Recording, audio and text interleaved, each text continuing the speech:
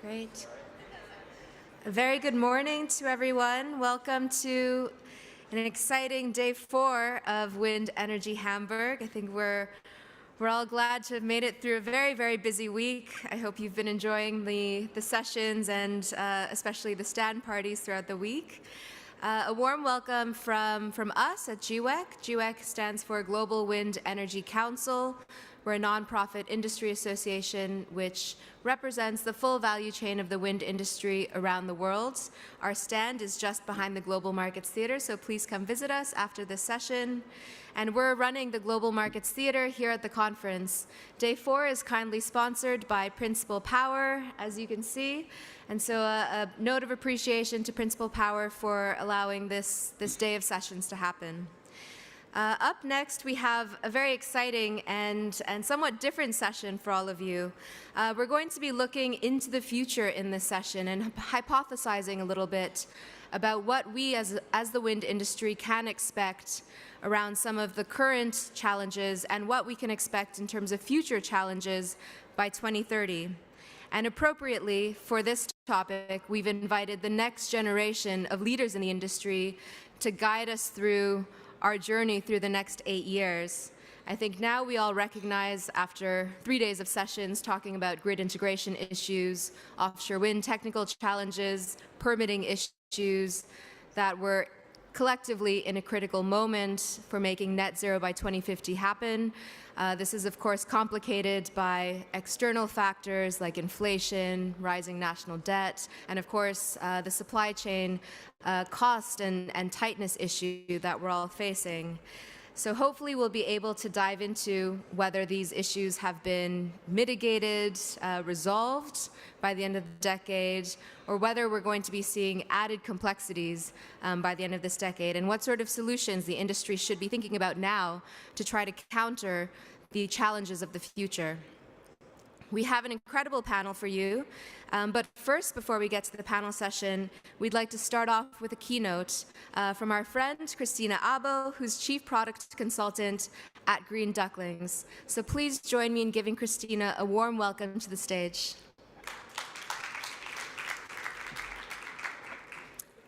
Thank you so much, and I'm so glad being here and being a part of Leaders of the Future. I regard myself a little bit also as leader of the past and leader of the present, so also to be a leader of the future, that is really, really cool. Thank you. Because I have been in this game for quite a while, and what I'm doing, and have been doing for many years in my previous roles, is this polish the crystal ball, looking into the future, seeing what is coming kind of from the inside of our industry, what is coming from the outside, what can we control and do something about, and what is very difficult. And that will be about this session, the crystal ball polishing. We'll do it together, a group of young and future leaders and myself. And before diving into that, a few things from my side about how we're doing it. This is just a past record of what I have been doing, just so you get a little bit flavor of the type of functions. My roots are with the OEMs, the big animal investors, where I started, or actually in energy micro investors, very technical roles. I've been even working with concrete foundations and stuff like that, but also product management, so the future product strategies for future products, and then R&D latest by Dong Ørsted for the last 12 years, and now being split in 2 roles, my own tiny company, 1-woman band, and then Green Ducklings doing consultancy. And as you can see kind of below the line, along for the last quite many years, I've also been in various board of director roles in different companies in the sector, so not just having a full-time job, but also having part-time jobs as board of director, and a lot of volunteer work. Windclusion, as some of you might have met within the last few days, offshore wind for kids, Engineer the Future, actually on one of the tasks and challenges that we're going to talk about today, attracting more people to our sector. We desperately need so many young people to be attracted, especially to the more technology-oriented sides, and especially on the girl side. But that's just some of my roles. And then finally, but not least, you have heard the term, or the term NIMBY, but I don't want to use that today, even though it's on our list of challenges, because I am a TIMBY, declared TIMBY, turbines in my backyard. As I've actually bought a house, maritime house, just next neighbor to the National Offshore Wind Turbine Test Center of Denmark, Østerild, so I can actually be in my hammock, in my kind of garden, in the scrubs of trees, and see all the largest turbines in the world. That's truly a TIMBY, turbines in my backyard. Let's have a look at present day before we start looking really into the future. This is a picture from 2 days ago. This was just the current situation in Europe, where we have the highest concentration of wind energy in our system. And this was a typical day. I don't know if you remember the weather 2 days ago, but it was more or less as today, partly sunny, a little bit cloudy, and not too windy. And I just highlighted Germany, as that's where we are, and only 6.8% of the demand on electricity were done by wind power. And as you can see, the average in Europe 2 days ago, the wind share, that was 13.6%. That is actually pretty good and close to the annual average. And then the split between offshore and onshore. And this is just for you to understand that we are very far from being fully powered by wind energy. There is a very long way to go. And that is what we're going to talk about today. Projections, looking ahead. What does it look like? This is probably a well-known graph to most of you. It's by GVEC. It came recently, and it is looking into the future and where we ought to be on the kind of blue and gray columns together, and where we are likely to be if we continue on the current rate are the dark blue in the bottom. So you can see there is a big mismatch between where we're heading and should be going and where we actually are heading right now. And that is where we need to grasp something very differently and speed up to even meet this scenario. And I would say this scenario is also done kind of post the energy crisis. It was probably done with the assumption about renewables playing a leading role, that we are electrifying our society more, especially on electrical personal vehicles, a bit of heating and cooling, and data centers and stuff like that. But if we now look at the demand side, with replacing gas, especially for heating and cooling in Europe, the electricity demand will go even further up and will be kind of more behind to reach the net zero targets, both in 30 and in 50. So we are behind. Looking specifically on offshore, it's even a more drastic hill. We have climbed a small hill in doing offshore wind power in the world by now, in Europe around these 28, 30 gigawatts. And looking at the targets for 30 and 50, it's dramatic. It's a Himalaya in front of us for offshore, and offshore being even more complex on a lot of parameters than onshore actually is. So if we look into the future, this is where the crystal ball is up and we start polishing. The future energy system could look something like this. If we start about 1, that's the massive renewable build-out. I do believe that we will see massive renewable build-out on mainly 3 things. It will be PV, so solar, mainly onshore. I do know a lot of people think now solar should go offshore. Super complex, super high costs, new technology, yes, but let's use the space that we have onshore initially. So a lot of PV, and especially a lot of PV where we do have the super nice sunlight. So closer and closer to southern Europe and of course globally near equator, and where you have kind of remote and non-wind spots. And then onshore. In this drawing, it looks like it's a tiny thing, but this is actually where we should have the bulk of renewable energy. That's onshore.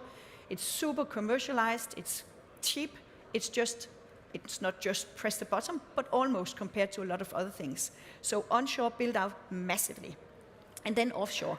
And offshore being both a fixed bottom and floating, and in super high concentration. And that kind of goes into bullet number 2, the cross-national project and energy islands. If it needs to be an island or a cluster, high concentration of wind farms, something like that, but definitely where we have extremely high concentrations of offshore wind power, and then connectors, lots of connectors. And that gives us further actually the link to bullet number 4 about the integration. We need to think across nations and much more bigger systems and electricity supply and demand. I jumped number 3, and that was actually on purpose, because with the last half-year events, I think this has moved a little bit further into the future. It will come that we will big-scale produce hydrogen and different sorts of green fuels, green fuel for industrial purposes, for agriculture, and not the least for transportation, air and water. But with the current pressure on electricity supply and green electricity and our kind of underperformance, I think we will see that move a little bit further ahead into the future. So if we are looking at 30 and kind of as a looking point, I think we'll see that moving a bit away in big volumes. Of course, the technology development should be started. We need to have some demonstration plant. We need to be able to do it. Electrolysis is an existing technology, but it needs to be scaled and industrialized to really rely on hydrogen as part of the greening of other sectors. Just to wrap up a few things that I think would be some of the main themes for our discussion about what are we as leaders doing for the future. And I just picked offshore as the more difficult part of wind energy.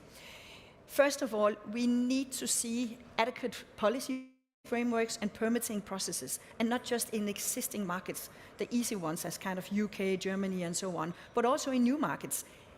We need to be able as a sector, especially with our organizations like GVEC and Wind Europe and so on, basically go in and advise and counsel governments globally to make sure that they are not making all the mistakes that we previously have seen, and also to speed up. So if we can somehow as a sector and leaders deliver packages for how to actually set the framework for offshore and onshore wind by that way, in what should be doing, with what's different government and bodies should be working on the permitting processes and so on, will make it so much easier to speed up and reach our targets.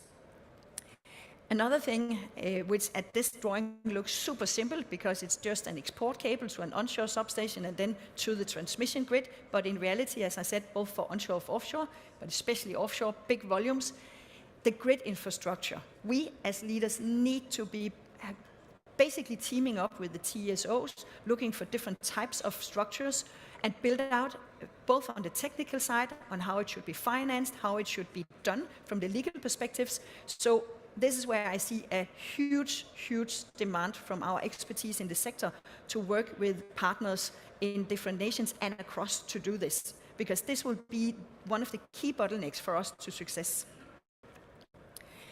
Another part which is slightly more easy to overcome, but that's the logistics build out. To really meet the targets, we need so many more harbors and vessels and everything, kind of the transportation of items for offshore wind power to be there, and investments into it. Right locations, investments, collaboration across several companies and parties, and even between existing owners and investors and users, for instance, of ports. One more thing that we need is a robust supply chain. Right now, as most of you probably have realized, that we have a supply chain that is really, really struggling. We have also combined with the commodity prices issues on companies not making money, having difficulties investing, not doing product development, not really being able to adapt and increase their supply chain, and other parties in the same supply chain actually making money. But even though the competition is hard, I think we need to have an eye to eye across the entire supply chain and make sure that we have a stable and healthy industry. We'll come back to in the discussion how we do it, because this is tricky as well. And what I said initially, increased people pipeline. We need so many more people, from service technicians to even CEOs over time, to get into our industry. We are absolutely not seen as super sexy, even though we do renewable energy. There are so many other attracting industries and a competition globally for the workforce right now that I see one of the big areas for collaboration will to attract people. And we're not talking just about the recruitment process. We're talking from selecting the right types of education and getting fast-tracked into the industry.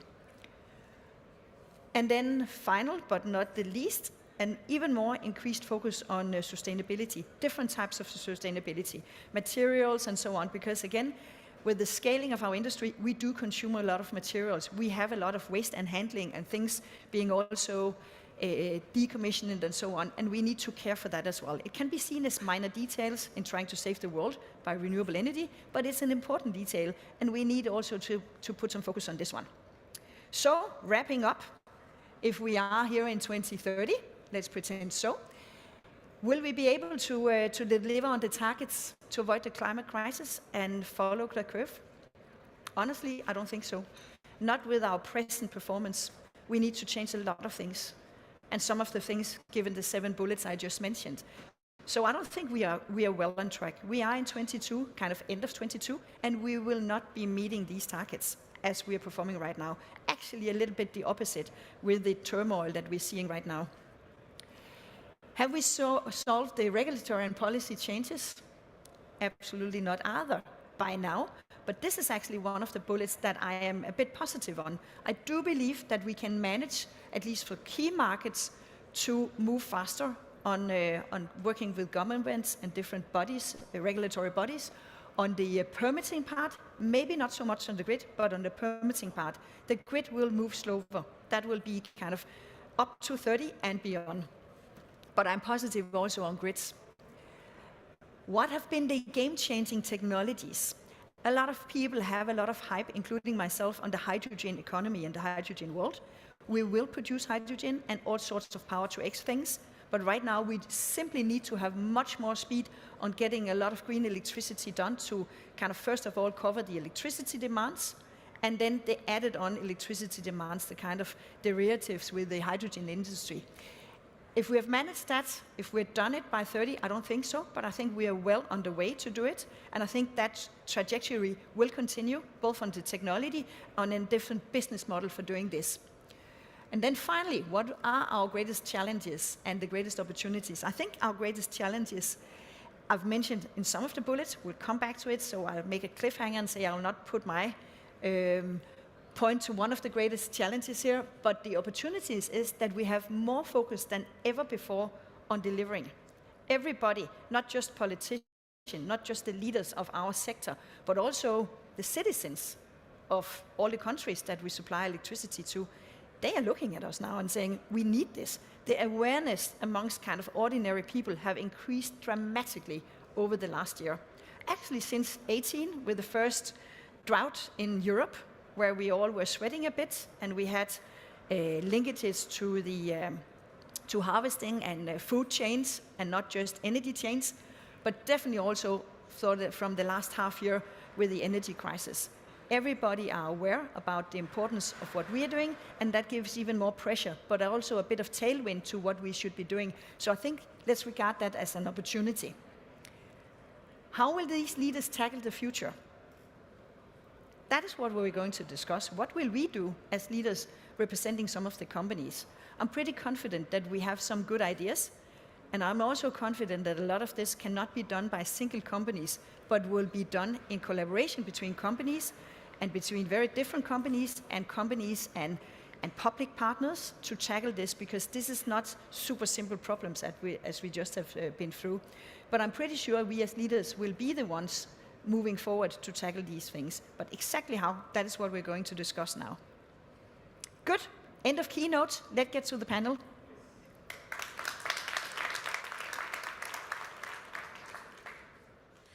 Thank you so much, Christina, for that honest view of your perspective of where we'll be by 2030 and what could be characterized as a cautious optimism that we may be able to turn things around and speed up our pace of build-out within the next 8 years.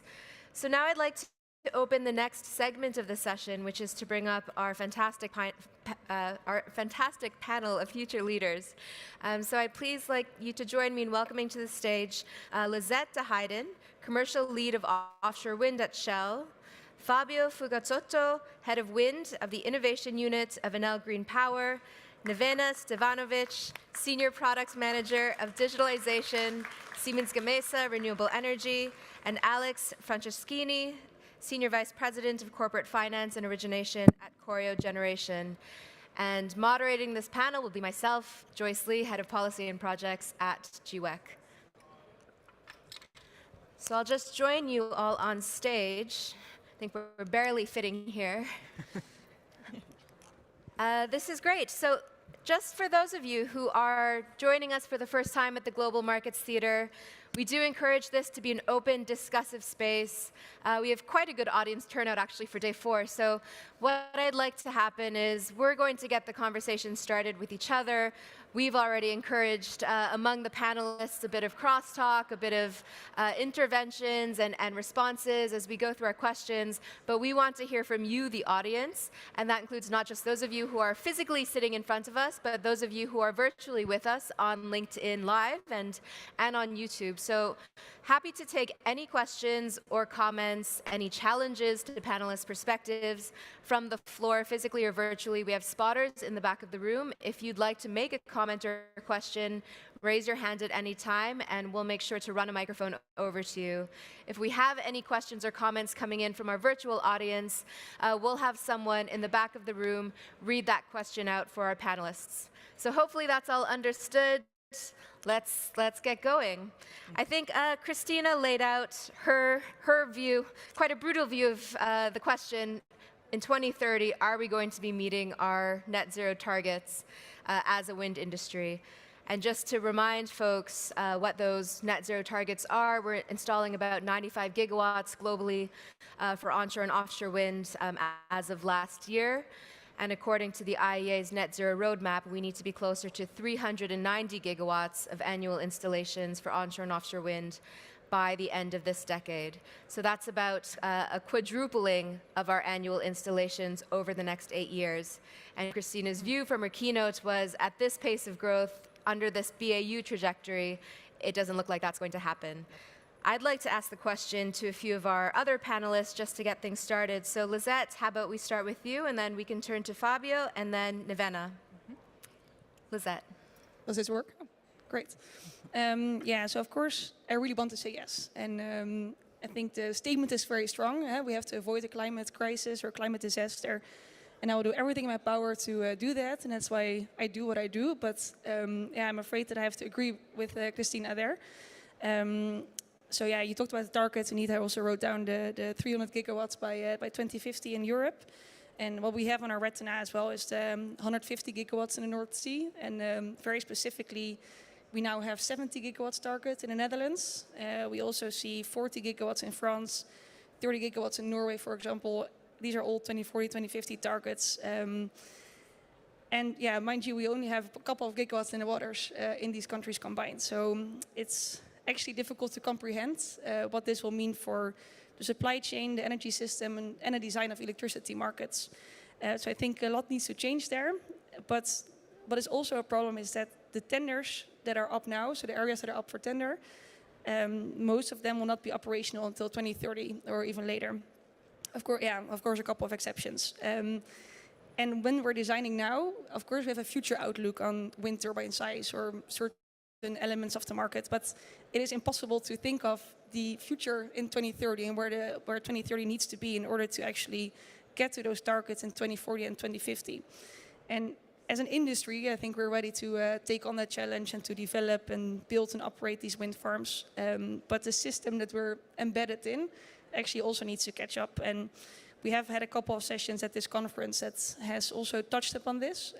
So, you know, there's creative solutions in terms of, you know, should we have a green and a gray market, so a capex heavy and an opex heavy market. And those are really the creative things that we need to look at in order to get to those targets. And for that, I think, you know, we should see 2030 as a stepping stone to 2040 and 2050. And the interim targets for capacity are important, but also targets of where we want to be with the energy system. So I think that's sometimes a bit lacking. And yeah, it comes down to all the things that Christina also presented, the permitting frameworks, policy incentives, and alignment with all the stakeholders, including the governments. Thanks, Lisette. Fabio? Thank you. Well, I totally agree with the closure remarks from Christina, talking about a systemic approach. It is not only about here install more renewable capacity from here to 2030, which of course is one of the major issue and a major challenge we have right now. But it is something that regards the whole industry and many other adjacent sectors we have. I believe, for example, let's say the grid infrastructure needs some more investment. The storage system needs some more investment. Everything that could enable the growth of renewable, we should push on in these very next few years. For example, we can think also to a change of mentality, switching, let's say, promoting a paradigm shift of the business towards sustainability. This is key. Circularity and sustainability must be mandatory in our industry, considering new materials, but also the attention we are paying right now in, for example, the emission all along the value chain, so also the emission by the production processes of the main components of our turbines. So everything is linked here. Not only the renewables has to increase, I mean the capacity installed, but it's the major objective, of course, but it is a systemic approach that will regards all the industry and other, let's say, sectors around. We can think of, for example, also the, not only the introduction of new materials, for example, but also the innovative end-of-life management of our assets. We can think of the importance of hybridize our power system in order to keep electrification of the final consumption. So we have to move toward green energy for production, but also electrificate all the consumption at the end of the value chain. To do that, we also have to push on innovative technologies, like you were saying, hydrogen, for example, green hydrogen, to, let's say, electrificate, think of an indirect electrification of the so-called hard-to-abate sectors, no? So substituting, for example, the green hydrogen used as a feedstock, not anymore produced by methane or other gases, but by renewable energy. Of course, increase the renewable capacity installed is the main challenge and main objective all we have, but it is a systemic approach, and it is something that regards many other points, I believe. Thanks, Fabio. And I think this introduces additional dimensions to the question of where we need to get to by 2030, looking at circularity and supply chain innovation. Let's come back to this. Nevena, your thoughts? Yes, thanks. I agree with everything what we've heard. I mean, we have the facts that are telling us that we are not on track. But then on the other hand, to achieve what we have to achieve, we have to believe in it. So I would start actually that I believe that when we are in 2030, we're going to reach those interim targets. But it's not going to happen if we continue doing what we are doing today. So we need to kind of shift the gears. We need to make some rapid actions to make the way of working, basically, that we did so far, and then to start to take this great strategy that we put forward. We know where we are going. We have the clear targets. We have awareness of global awareness that wind energy is one of the strategic industries that we have. So we need to get this strategy and to put it in operation and to make results. And the plan that we have right now, that we are following, is not showing results that we need. And we've heard a lot of good examples, actually, what we can do. And that's also very positive, I think, because we have all solutions we need to make this transition. It's more on us, actually. Do we want to make these decisions? Do we want to act or not? And to finish with this, I think it's also a great opportunity that we have, because we still have time. Despite that we are kind of not on track, we are kind of the last generation that can stop global warming and make this change happen. Thanks, Nevena. So I think we've identified our panel optimist with a big if. Big if. Yeah, but we have to kind of think positively to make the change. But we need to act. We can't just kind of continue what we are doing. If you look at the targets, they are much, much more ambitious than what we are doing every day. Yeah. I think this came out in a session yesterday where we were looking at target inflation. As we move too slowly, the 2030 and 2040 targets just keep getting raised higher and higher. The build-out required is getting pushed farther down the road. And instead of target inflation, what came out yesterday was we need accountability for our near-term and mid-term targets. So breaking down a 2030 target into year by year what milestones need to be hit. And the suggestion was even month by month, where does the industry need to be? So let's build on this premise. We have the technology already. We know how to get things done. And what are the blockages? They've already been identified. If we were playing Wind Hamburg bingo, we would have seen permitting, grid integration, supply chain, supply issues, materials intensity. These things come up again and again. Alex, I'd like to bring you in, and then Christina again on. We have the technology. What about the policy and regulatory challenges like permitting and grids? Are we able to resolve these by 2030? And Christina, maybe you mentioned the people pipeline. You said the wind industry is not so sexy. I would disagree, but this is a personal opinion. And what about the people pipeline here by 2030? What does that look like? So Alex, over to you first. Thank you. I'll start with the following the optimism. I do think there's two completely different issues in my mind. One is really social and around acceptance of renewables and acceptance of change. That's the permitting angle. The grid angle for me is very simple. It's investments. And I mean, it might seem very simple, and sorry, I'm a banker by background, so I may be thinking very simply. But I think there's currently an issue because the grid infrastructure is the unsexy part of renewables. And governments are very happy to communicate around the fact that they're making money out of lease, or they're making money out of CFDs, for example.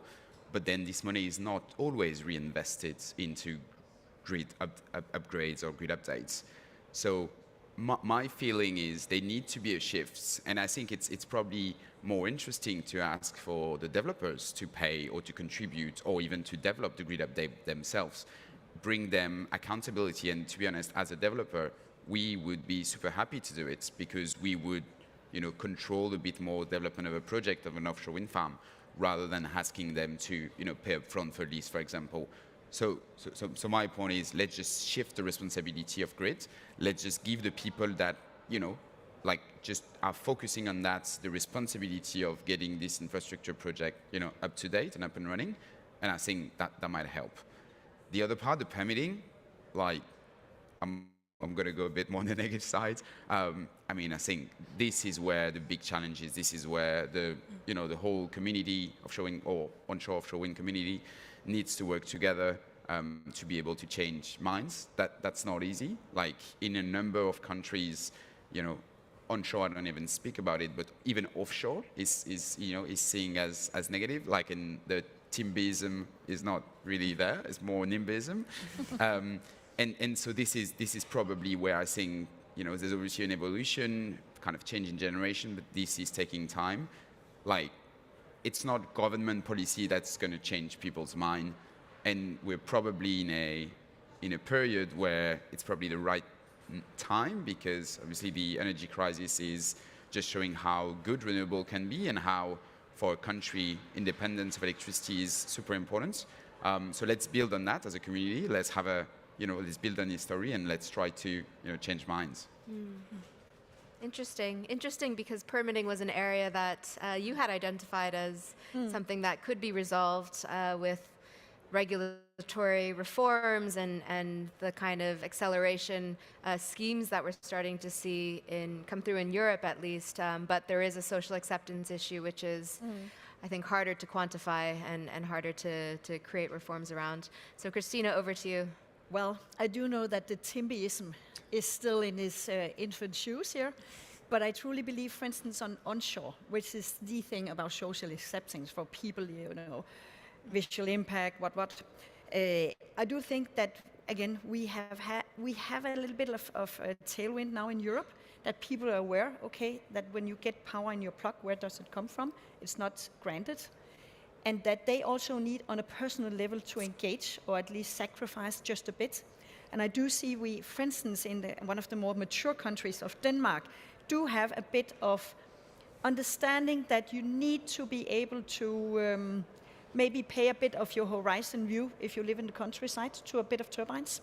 So that TIMBism, as I call it, I do think that we, by new reforms, basically how you plan these areas, kind of high concentration wind energy areas onshore even, that we can do that. For instance, by actually, like when you plan highways, that you do buy up certain property, move people away, they get paid out, honestly. A little bit the Chinese model, honestly, but they don't get paid out, they're just removed. But I do believe in a payout and a fair way of doing it so that we can have high concentration onshore areas of wind energy, because that's cheapest and fastest. And then you can have neighbors who are partly owners of these assets, and where you can have from government level to the municipalities, because in most European countries it's the municipality actually doing the planning and permitting work, and have that speeded up dramatically. So I do believe that there is a kind of fast track on onshore, and that can maybe save our targets for 30. But for offshore, the complication and the list of to-dos in a permitting process is just ever increasing.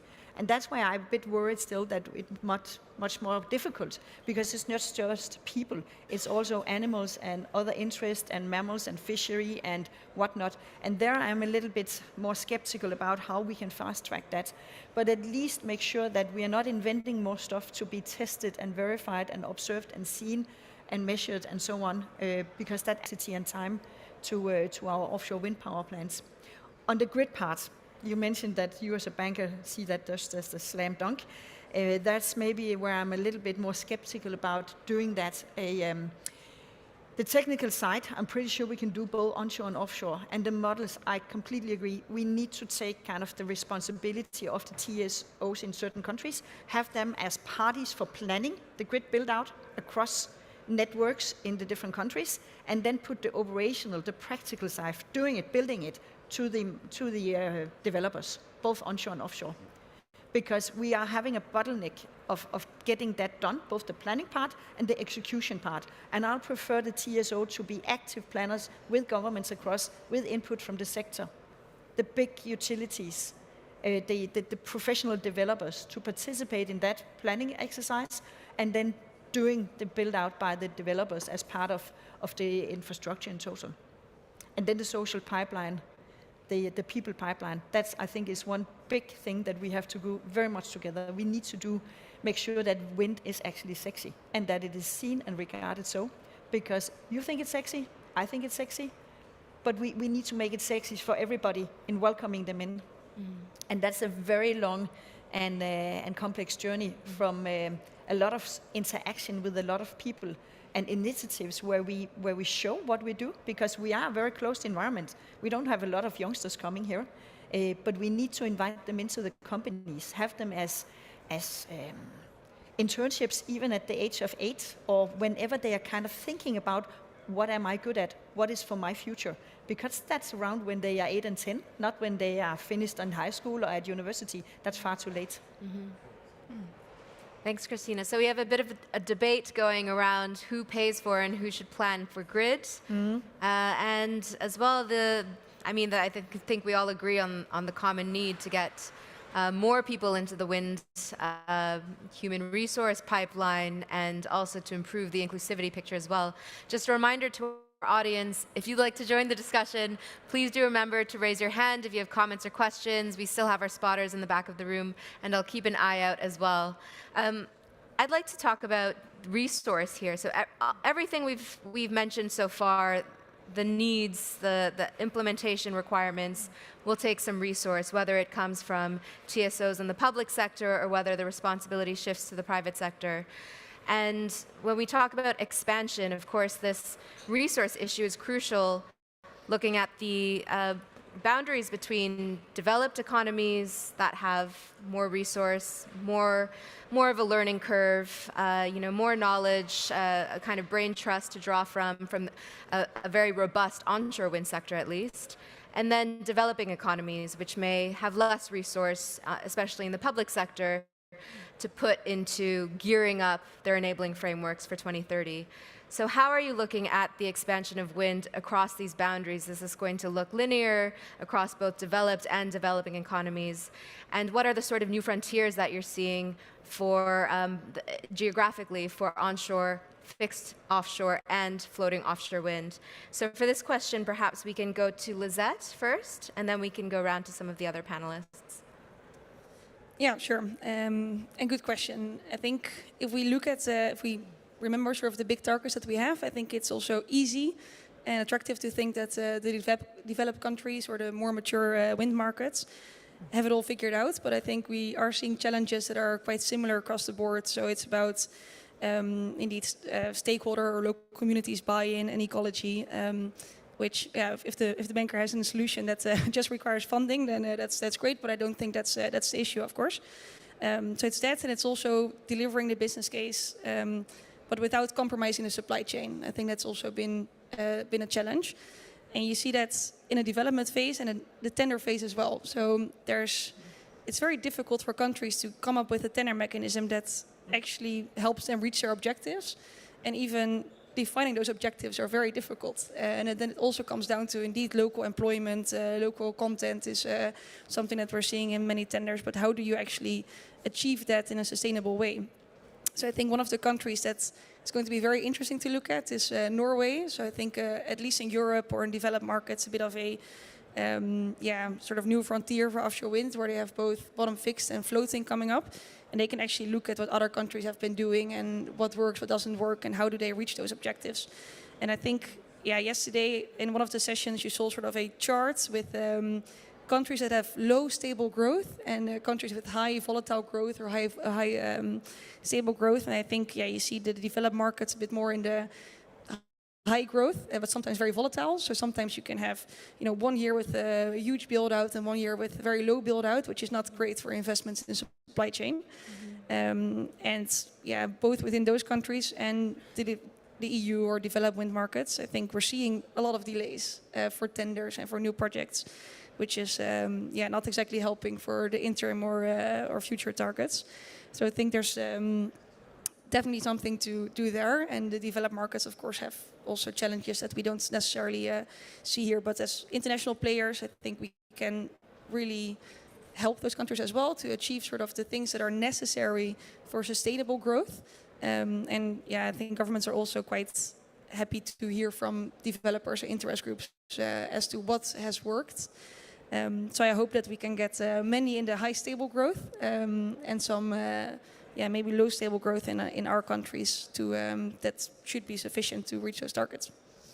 Thanks, Lisette. Alex, can we turn to you? Yeah, I think the way I think about it is there's probably two reasons why there's a growth in, I'm talking offshore in particular, in offshore wind. There's two kind of countries or policies. You've got let's call it the sleepy giants, or used to be a sleepy giant, like the US a little bit, Brazil, Australia, so like huge resources, country that could have gone to offshore wind in the same time as the UK or Netherlands, for example, 10 years ago, but for maybe cultural reason, maybe policy reason, are just starting now, or in the US are accelerating now. And then you've got another batch of countries that are just benefiting from either decrease of LCOE, decrease of LCOE generally, either on fixed bottom, like the Nordics, with power price in Nordics 5 years ago, offshore wind was impossible, and now it becomes real, right? You were mentioning Norway, Sweden is extremely active too. And then obviously you've got what floating is, providing us, and as floating is getting more and more competitive, and I think in 2030, floating or fixed, people will probably just won't think about it, right? And so East Coast, West Coast of the US, Mediterranean countries, that's probably where the huge growth is going to become in the next 10 years, because, those countries that couldn't do offshore wind before, and, onshore solar was way more interesting, they will have the ability to do that, and there's huge potential, huge resource in those countries. Yeah, I think that's true. Just floating, unlocking new geographies for wind, West Coast and in East Asia as well, moving into deeper waters, and perhaps even in Southeast Asia, countries like the Philippines. Any other comments from the panel on this one, on geographies? Christina, go ahead. Maybe we tend to talk a lot about the new stuff, floating, about offshore. But if we should talk about speed and implementation, we actually need to talk so much about onshore, and especially about new geographies and reaching developing countries. Actually, we should have a task force set across our industry, anchored by, professional people from governments who have done this before. The Netherlands, Germany, Denmark, and so on, kind of making a cookbook how to implement offshore wind speedy in a cost-efficient, inclusive way, and so on. take away all the requirements on local content and so on. Do we want to do this fast and cheap and implement where it makes sense, again, putting up the common medmast or whatever, or leaders, so that industry and the sector can move in and pretty fast electrify relevant areas onshore by a cookbook model, basically how to make a cake out of offshore or onshore wind speed and running out, because then we'll reach some targets in certain geographies that we haven't even discussed. And also because we are fancy people, we really like the new stuff of offshore and floating and so on.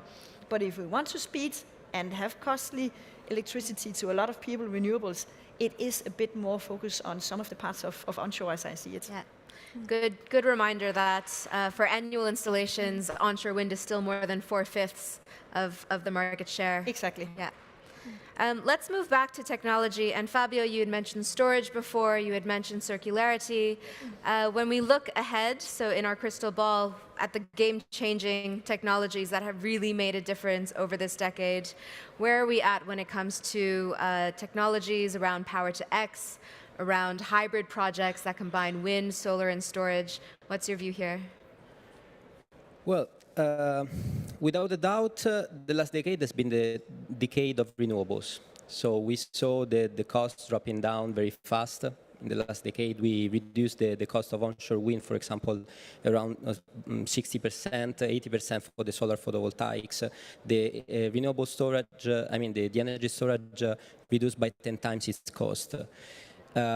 Today, it's more convenient to build renewable power plants than older thermal power plants as a matter of speeding construction, stability of the cost, and so on. They're more affordability than is convenient.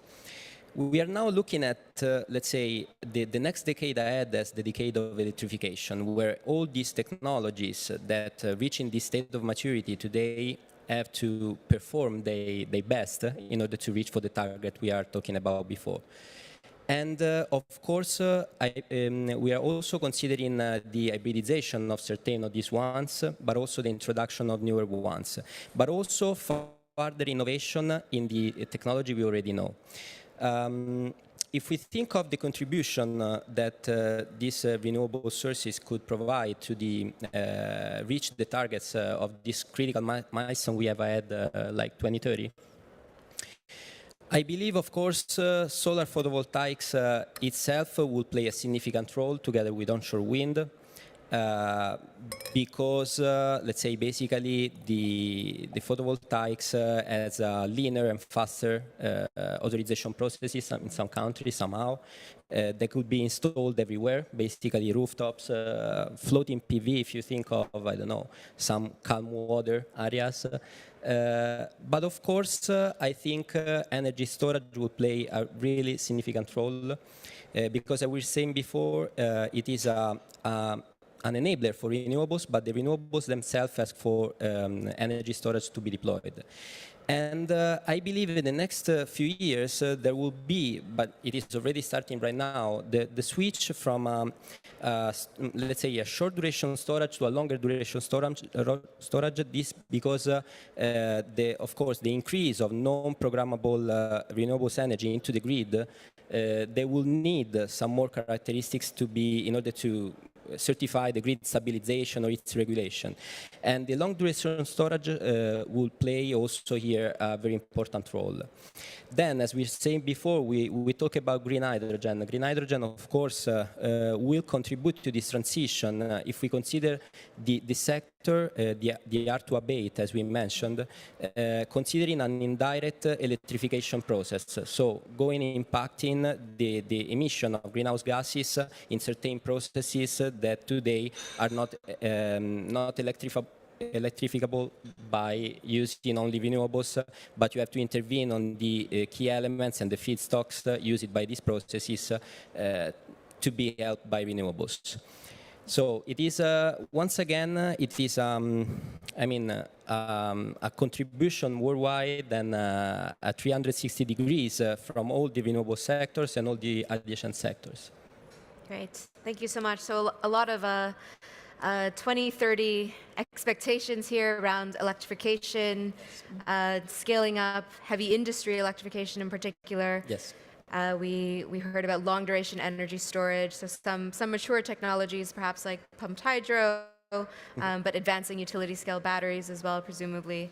Nevena, if I can bring you in, as especially in your capacity on digitalization at Siemens Gamesa, what's your view on game-changing technologies?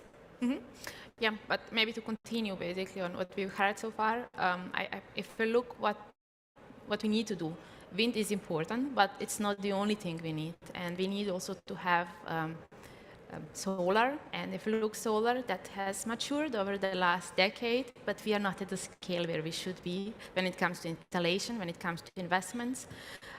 We have also other which are very important. When it comes to the storage, we need to have storage so that it brings flexibility in the future grid, because we have grid now which is based on the fossil fuels, on the power plant. In the future this is going to change. We'll have more renewables, and then challenge of kind of keeping the grid stable, it's going to be it's going to kind of be a bigger problem than it is today, and that's where digital technologies can help. That's where we need to have storage also to bring some flexibility in. And then also what was mentioned on the green hydrogen, we are not where we should be. I think this is the industry which is at the early stage, and this is actually our only alternative that we have when it comes to the how shall we remove the emissions from the industrial agriculture, how shall we remove from the transportation, from the heavy industry. That's the only alternative we have. So we need to invest more, and we need to fasten maturation of the green hydrogen. We have in Siemens Gamesa, we have some pilot projects where we are maturing, and what we expect is that from 2030, we can expect kind of scale of this industry, but we need it even faster as a society. So I think that's of critical importance. Thanks so much. Lizette, your thoughts on this question? Yeah, maybe to share an observation. So I think, well, before I did offshore wind, I was in solar, and I used to go to this intersolar conference in München. And the very early years, it was solar and inverters. And well, that's where you go. And then every time the solar panels get a bit more efficient, a bit higher capacity. But in later years, it was, storage had like one hole, and then in the end, it had half of the conference. And what I've been seeing in wind is also in the early years, it was offshore and onshore wind, basically, and the whole supply chain around it. And now you cannot have an offshore wind conference without hydrogen. And you see it here, you see it at Wind Europe, you see it, earlier this month we were in Norway at ONS.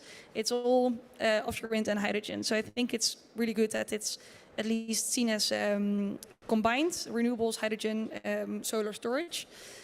And I think it is if you zoom in on the power to X, so the hydrogen component, it's an absolutely critical part. So about the energy system, how to integrate everything, how to decarbonize hard-to-abate sectors and these energy-intensive industries. So I think that's also 100% what we're trying to achieve, and really have that integrated value chain. And the difficult part, and a colleague of mine, so we're here also with hydrogen colleagues, and a colleague of mine was explaining that at an EU level or at a global level, we were still, we know that we don't want to have a building to live in, but we're still discussing, is it a villa or a bungalow or apartment building or a tiny house? There's a lot of things that still need to be figured out, and alignment is difficult. What you see in renewables, going down the learning curve, we need to start seeing for hydrogen and those technologies as well. And for it, to get on the learning curve, you just need to double capacity, right? Like every doubling of capacity, the costs go down. So as Shell, whilst we're waiting to see whether it will be a tiny house or a hotel or anything like that, we have taken the final investment decision on a 200 megawatt electrolyzer in the Netherlands, where we'll use the green hydrogen or the green power from the wind farm to make green hydrogen to go into our own processes in the refinery, one of these hard-to-abate sectors. So I think those are really good examples, and I hope that more companies at least take the lead to make some of these investments to help get on the learning curve and to help catalyze this new industry, because we need it for 2030 and beyond to really achieve net zero. Yeah. And perhaps public sector as well. I mean, the industry is certainly investing quite a lot into green hydrogen, but we've also seen grants, innovation schemes, loads of national hydrogen strategies come out of countries, even when the grid-scale renewable supply isn't present yet. And those can be really instrumental in helping to drive cost reduction over the next 8 years. Yes, please. Yeah. Before we move on, any questions on this topic, on game-changing technologies from the audience? Just doing a quick scan, a chance to ask about energy islands or floating offshore foundations. No, okay. We have a quiet audience today. All right, let's come back to digitalization, because this is something that we actually haven't touched on so much. A bit of a surprise, I think, when we look ahead at the end of this decade. We've looked at this future energy system that Christina helped to lay out in her presentation. But of course, that energy system is going to mean more decentralization. It's going to be more players and constituents that are active in managing, consuming, selling, generating power. So Nevrin, as our digitalization expert on the panel, I'm turning to you to tell us a little bit about how digitalization affects the industry by 2030. Yes, thanks for the question. I can agree also with you that we are not seeing digitalization that much kind of mentioned in all of the future plans. And actually, digital technologies are one of the key areas that have been identified that can help us to accelerate the energy transition. So if we want to use it, it can help us actually to go faster. And some of the main value levers that we've seen in the past and that we expect to be even more significant in the future when we go into more complex power system, we expect that it can help on reducing the costs. It can help us on increasing the performance of our assets. It can help us on creating safer operation. And also, I mean, in the future, I would not be surprised to see some of the radical innovations that will happen in the industry, not from changing how the wind turbines look, but actually on using digital technologies in another way, maybe combining them with some other technologies, and then actually bringing some more radical steps thanks to that. We can't build turbine that's going to be, I don't know, thousands meters large, but we still need to make them to produce as much as possible energy out. And we have some really good examples from the past on, if you look back, and if you look basically where digital technologies are creating the most value, we can have remote monitoring, we have remote diagnostic, that's significantly reducing operational costs. We went from time-based inspections, now we are looking in our assets and we know what is the health of the components. Based on that, we can plan when are we gonna exchange components, what shall we do, when, and that's important, especially if you are talking about offshore, if you are talking about distance locations. Also, we need to scale up. And one way to scale up is if we make our people who work in the sector to put focus on the value-adding tasks. And to do that, we need automation. So we need the automation of the processes. We need simpler access to the data so that people don't spend time going around and trying to figure out who knows what, but the data are actually available when they are needed to the right people so that people can spend time on the value-adding tasks and we don't need to hire proportionally kind of one-to-one with the growth, but that we can scale up in a more efficient way. We have also possibilities for using simulations to help our future laborers and people basically to train so that we are actually training specialists to go offshore later in a safe environment where they have the very realistic situations based on the simulated environments. And so this is kind of one of the areas which is pretty straightforward when we can see the benefits. And then if you look a bit further in the future, we also have possibilities to use more digital twins. They're primarily used today for digital twins for the processes, or we are using them for improving predictive maintenance. But we can also use more data that we have across the whole value chain. and then combine this data and basically have digital twin that would follow the assets that we are building from the very beginning until we have very complex power systems.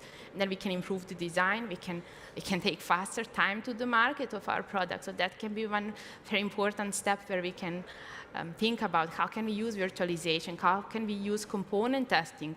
Is it possible maybe that we don't even have a prototype, that we can do certification on the O series? So these are all the things that we need to think and try to basically understand, can we do that, and then what needs to happen? And so I think that we have a lot of potential, but then if we also look into the challenges which might happen is investment. We are seeing basically right now the situations where OEMs are operating at a loss. So we need basically then to increase investment in these areas, but that's not so straightforward if you're operating at a loss. And it's also very difficult to, not always of course, for some of the applications, digital applications where we are affecting the AP, then it's easy to kind of justify the business case. But for some where we still don't know actually exactly what is the value creation. It's not so easy to create the business cases that have low uncertainties and then to justify investments. So then this requires some sort of forward thinking and strategic investments in this area to make sure that we have all this ready when we need it so that we can see the full impact. Yeah. So yeah, these are some of the challenges, but we also have, as we talked before, about the needed skills we need. So for example, in this area, we need to have people who have wind energy knowledge, and then we need to have software developers who can work hand in hand, and we need people who can sit in between and kind of build a bridge between these two sectors, and then also to attract people who are coming from software engineering. That's not so easy because we have actually many other companies that are maybe more interesting for these people to go. So that's also kind of one of the challenges, how to get the best to come and help us to make this energy transition.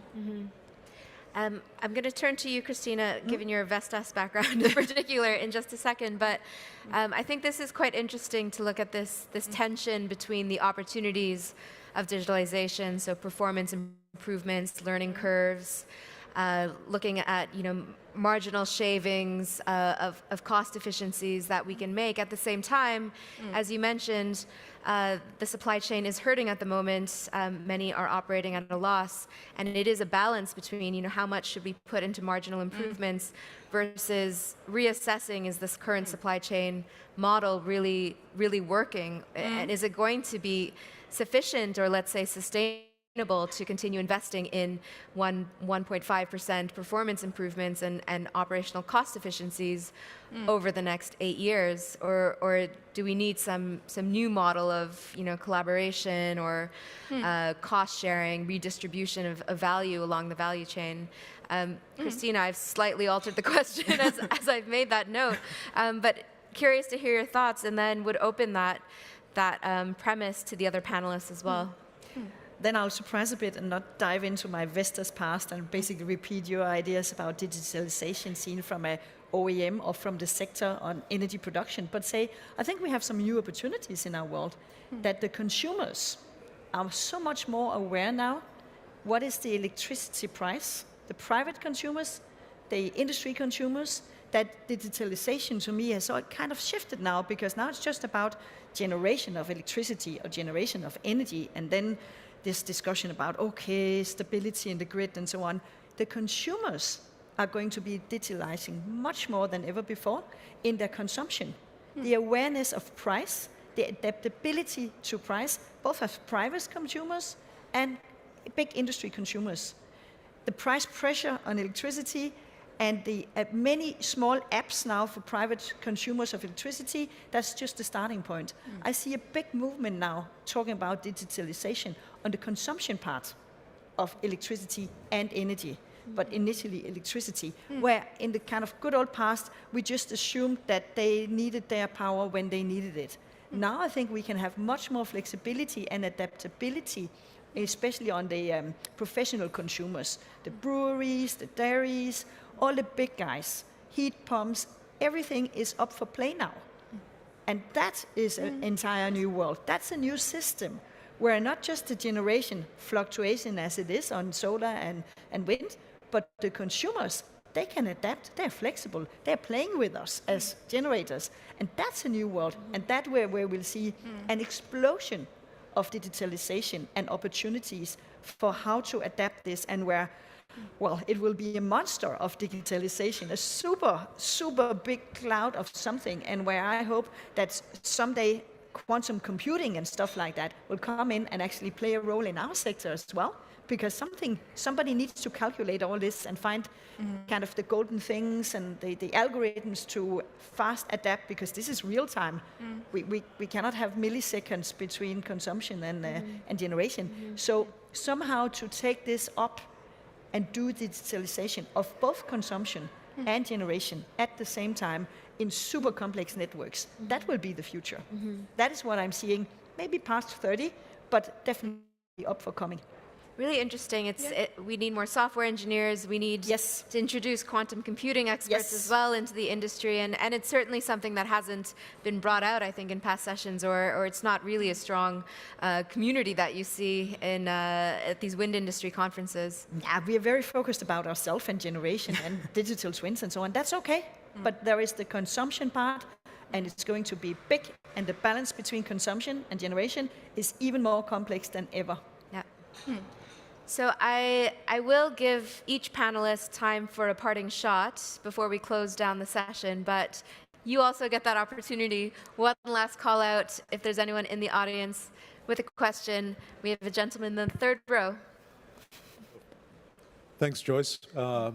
I actually just wanted to touch on what you guys have been talking about. I'm Stuart Mullen from the Global Wind Energy Council as well, so thank you very much for participating on the stage today.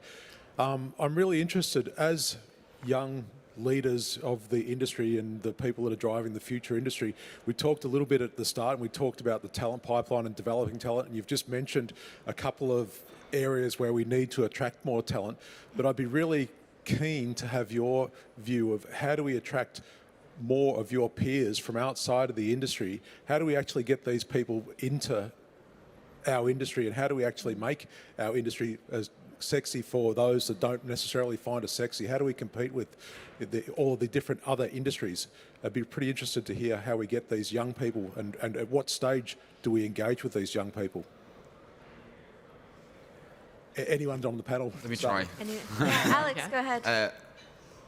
I mean, I think there is there's a public image around basically the renewable industry being a very industrial area, so not very inclusive to female, male dominated, which I don't think is the case actually. But when you see the evolution of young talents, maybe 15, 20 years ago, young talents wanted to do finance because it was what was paying more. Now young talents want to do tech, right? So how did that happen? I mean, for me, it's just, few very charismatic leaders and few charismatic companies that manage to attract, right? And then that's just that is then kind of word of mouth, and people in university are coming back to university and talking about their great job in whatever, a GAFA or whatever. We're missing that, right? We're missing, I mean, it's unfortunate to say, but we're missing a bit of sexiness around the renewable industry, because a lot of people will still see that as kind of heavy industry that is not very fun and that is not very integrated into the modern world. Yeah. I'm thinking a movie like The Social Network could help to, Exactly. to popularize our Exactly. industry. So if anyone has any connections with Netflix, come talk to GWEC afterwards. Yeah, Lisette? So I think, well, actually, if I look at Shell, then the wind team or the renewables team is a sexy team, but maybe we're just an easy crowd, or maybe by comparison, it's just very sexy. So I think there's, at least from our part, I think that's actually really promising. And maybe we should just, within our own company, look at what those drivers are, because that's also what I see sort of with my peers. And maybe it's a thing of where in the Netherlands we actually are exposed to this in high school, in university. I had an Arctic engineering course, and it was about wind turbines with ice loads. I mean, these kinds of things are important to have in those curriculums, and I think it's that exposure and indeed creating the environment that is conducive to really taking the most, or for letting these talents contribute the most, because I think what also connects us in our team in Shell is that we all feel very strongly for this net zero goal. And this intrinsic motivation is really important, but people need to be able to contribute with their skills, basically, and their backgrounds to help reach that goal. And I think, diversity and inclusion is very important, and I think we're not there yet. So I think it's very much something that we still need to pay a lot of attention to. So DE and I, we have now also health and safety, allowing people to bring their whole self to work and go home safely, I think is also are very important themes that we need to, as an industry, really embrace and help carry forward to attract talent from young age, but also, of course, further in their career where they can contribute with background that they have from other roles. Yeah, I agree. Thanks so much, Stuart, for the excellent questions, sparked a good discussion and some creative ideas as well. So I think we need to bring this session to an end now, unfortunately, but I like to end these panels with what I call a lightning round, so giving each panelist a question and giving them around 30 seconds to answer, so to just keep lightning in mind. The question is really about what we aren't talking about. I think had we sat here 8 years ago, we probably wouldn't have been discussing, let's say, critical minerals and security of supply around rare earth elements, but we've seen that conversation really tick up in volume over the last year. So thinking ahead 8 years from now, what are the topics that we're underestimating right now? What are the nascent challenges on the horizon at 2030, which we should be paying attention to, but they haven't made it to these stages for discussion? How about we go down the row? So maybe unfairly, I'm sorry, but starting with you, Fabio. It's quite difficult, actually. But I will try. I don't know. I'm thinking about the production capacity management. I mean, we are saying that we need to grow a lot. We have to double our effort in terms of onshore, wind industry, not to grow. So I believe that we should think of some production lines able to face a certain point, a moment in which this tremendous growth, exponential growth, should stop and maybe return toward a refurbishment or substitution market. So you have to readequate all the availability of materials, production lines, and so on. So you have to rethink the whole production processes. And this is something that it makes me think. I don't know. Yeah. Let's question our exponential growth model. Yeah. Good idea. Christina. I think we have touched a lot of topics, also the ones 8 years in the horizon. But should I put one? We haven't touched that much on technology development. We are kind of assuming that we'll do as we do now, right now in our panel, that we'll just quadrupulate and have much more turbines and the same time of towers, the same time of foundations, the same type of cables, or at least we haven't touched upon it. And I think looking ahead in the future, I think kind of linked to the topic about sustainability, what at least needs to be going on as well, if we see a world running on renewables and particularly wind power, we need to figure out, is it only the rare earth materials that we're lacking? Or is it steel? Is it concrete? Is it copper? What type of materials and what type of technologies should and could be changed over time? Material replacements, more sustainable supply chains, and uses of materials and reuses of materials. I think that will be much more on our agenda in 8 years from now. Yeah, interesting. Lisette? Yeah, so I briefly touched upon it, so I'm cheating, but I think it's electricity market design. I think, we're in the business of renewables, so it also means that investors need to be able to recoup their investment. And today, I think they're talking about a cap on renewables prices, or the prices in the market right now. And I think those kinds of topics are very important for how we see this market going forward. And we need to have those boundary conditions in order to actually be able to have companies and organizations and people to work in this sector and really be part of that growth. Thanks, Lisette. Nevrin? Yes, thanks. I mean, we talked a lot about different challenges that will come. So if I'm thinking in the future, it's certain that they will come. And what we can do is to, when I think of them, I would distinguish them on those that we can affect and those that will happen and we can't affect. If we are thinking about those that we can affect, it's very important from the beginning that we are making decisions and that we are having strategic mindset so that we don't actually cause problems later on based on the quick wins. So I think having this big picture and holistic mindset is something that can help us actually to avoid some of these challenges later. But then if you look what has happened over the last year, we had some challenges we couldn't affect. They happened. And then what's important is how we react. And that's basically that we need to detect them early, that we need to be able to evaluate what's the impact of them, and then to have fast reaction mechanism in the whole industry to minimize the impact of these. And that's where we need to have partnerships. So basically, we all have different roles in the industry, but at the end of the day, we are all partners on stopping global warming. So we need to have this partnership mindset, and then to build some sort of ecosystem or networks where when something happens, we can all react fast on that. Yeah. So the risk of missing out on collaboration opportunities. Yes. Yeah. Yes. Alex, final word from you? Final words. Repowering. I mean, basically, in 2030, will be 20 years after the first large-scale offshore wind turbines, for example, offshore wind farms. How are we going to repower them? Like, to get net zero, we need to repower them. It's not like we're going to shut them down. But are we going to have the blade, are we going to have the blade of the same size, or would there have to be fab foundations? Like, how is it going to work? How is it going to be permitted? If we wait until 2030 to ask ourselves this question, it's not going to work. Yeah. So we need to think about it now. Yeah, yeah.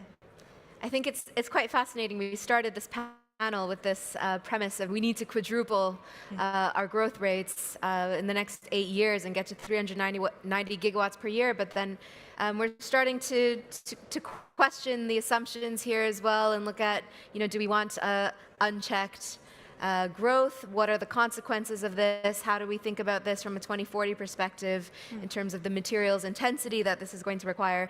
And then what share of this capacity could actually come from repowering the existing wind farms that we do have. So I think thank you to our panelists for widening our aperture of the sorts of topics that the industry should be discussing. I think it's quite a wide variety that we've touched on, from repowering to the rise of the prosumers, to grid stability, digitalization, and of course the social aspect of wind, not just social acceptance, but actually building a workforce which is inclusive, which is well capacitated and is attractive for talent. I would say not just young talent, but even mid-career and late career talent, because it really seems like we need all skills on deck, all hands on deck. So I hope that you've enjoyed this session. Our peer into the future at 2030, it does sound like we are at a cautious optimism overall. Please join me in thanking our fantastic panelists for sharing their insights with us today.